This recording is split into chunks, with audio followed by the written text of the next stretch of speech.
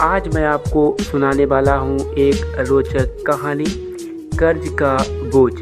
एक बार तेनालीराम की पत्नी बीमार पड़ गई तो तेनालीराम को उनके इलाज के लिए महाराज से 1000 स्वर्ण मुद्राएं उधार लेनी पड़ी। खैर, उचित देखभाल और इलाज से उनकी पत्नी ठीक हो गई। एक दिन महाराज ने तेनालीराम से कहा, तेनालीराम, अब हमारा कर्जा चुकाओ। तेनालीराम कर्ज की वह रकम देना नहीं चाहते थे, अतः हाँ हूँ और आज कल करके बात को टाल रहे थे। एक बार महाराज ने उनसे बड़ा ही सख्त तगादा कर दिया।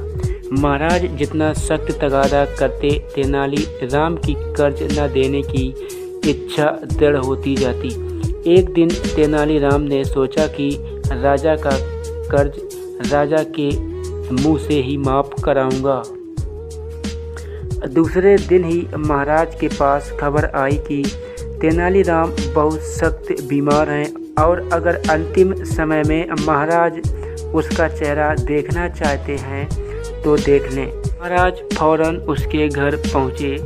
देखा कि तेनालीराम बिस्तर पर पड़े हैं और उनकी पत्नी और माँ रो रही हैं। महाराज को देखते ही तेनाली की पत्नी बोली, महाराज ये बड़े कष्ट में हैं, इनके बचने की कोई उम्मीद नहीं है, मगर कहते हैं कि जब तक मुझ पर राजा का उधार है तब तक मेरे प्राण आसानी से नहीं निकलेंगे। महाराज की आंखें भर आईं और वे बोले, तेनालीराम, मुझे तुम्हारी मृत्यु का दुख तो बहुत होगा, तुम्हारी कमी मेरे जीवन में कोई पूरी नहीं कर सकता, मगर मैं तुम्हें इस प्रकार कष्ट भोगते भी नहीं देख सकता। मैंने तुम्हारा कर्ज माफ़ किया। तेनालीराम, सच तो ये है कि ये मुद्राएं मैं वापस लेना ही नहीं चाहता था।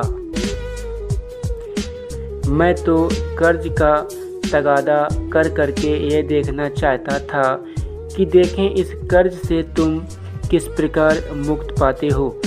फिर ठीक है महाराज। तेनालीराम बिस्तर से उठ खड़े हुए। अरे अरे तेनालीराम, तुम्हारी तबीयत अब बिल्कुल ठीक है। महाराज, दरअसल मैं आपके कर्ज के बोझ से मर रहा था, किंतु अब जब आपने कर्ज माफ़ ही कर दिया है तो कैसा मरना।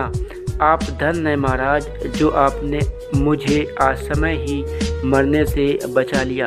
मैं तो चाहता हूँ कि मैं जन्म जन्म आप जैसे कृपालु राजा की सेवा करता रहूँ।